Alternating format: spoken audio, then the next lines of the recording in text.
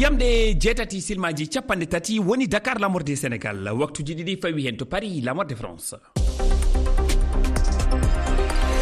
Amadou Barouba. toɓɓe mawɗe kabaruji ɗi tedduɓe heeɗiɓe refi fulfulde e oɗo altine e balɗe nogas e nayyi lewru jeetati ɓuuru hitande ujunnaje ɗiɗi e nogas e joyyi to guine konnguli no jokki nanede caggal pellital laamu ngu dartinde golle pelle politique tati ɗum woni IFDG RPG e PRP hooreɓe peɗe société civile e pelle politique kolli battane ngal pellital ko wawi jibinde namen ko wawi addude e politique leydi Guinée. Sénégal ko hande suudu ñaawirdu mawdu leydi ndi ñawata wulitande nde Barthélémy Dias maire kiɗo Saare Dakar waɗuno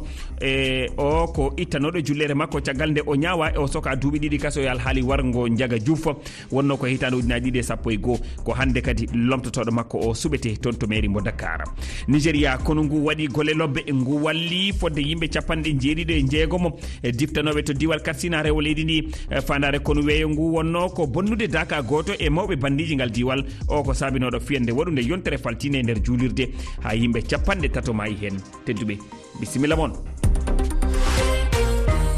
On calminama, on jettama, on jurama, bisimilla moon e ley kabaruji ɗi suudu ñaawirdu towndu leydi Sénégal ma ñaaw subaka hande wullitande Barthélémy Dias maire kiɗɗo Dakar e pellital préfet o riwdemo e golle makko waɗi lebbi ngal pellital ƴettano ko ñande sappo e goho lewru sappo e goho ɓuuru hitande ujunaje ɗiɗi e nogas e nayyi ɗum timmini manda makko e wonde maire e conseil municipal caggal nde o wawa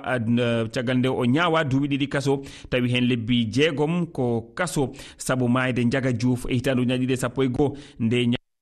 addamo wasde jullere makko e nder suudu sarriji leydi Sénégal wondemo député suudu ñaawirdu towndu ndu ina foti ƴettude pellital e ko fati e ittugol makko walla ala hande wonata o alhaali no hawri kadi e suɓegol maire kesso Dakar hande subaka Ibrahima Niaw. ñaawore wullitande makko nde ma yewte e subaka hande ɗum ko caggal nde suudu ñaawirdu towndu e nder yamirore mum jaɓi aɓɓande wullitande Barthélémy Dias jiɗɗo suudu ndu dartina yidde préfet Dakar e pellital makko ngam suɓade maire keso mo Dakar. Barthélémy Dias ittanomo e jonde makko maire mo Dakar e dow pellital cukko préfet mo Dakar caggal nde neɗɗo koɗɗo e commune Mermoz Sacré-Cœur waɗi ɗaɓɓande e yeeso préfet Dakar ngam kanko Barthélémy Dias o itte e hoore mairie o. Barthélémy Dias waɗino wullitango to suudu ñaawirdu towndu ngam lundade ngal pellital. Suudu ndu felliti kadi jonde wonde ñande sappo e jeetati lewru jeenaɓuru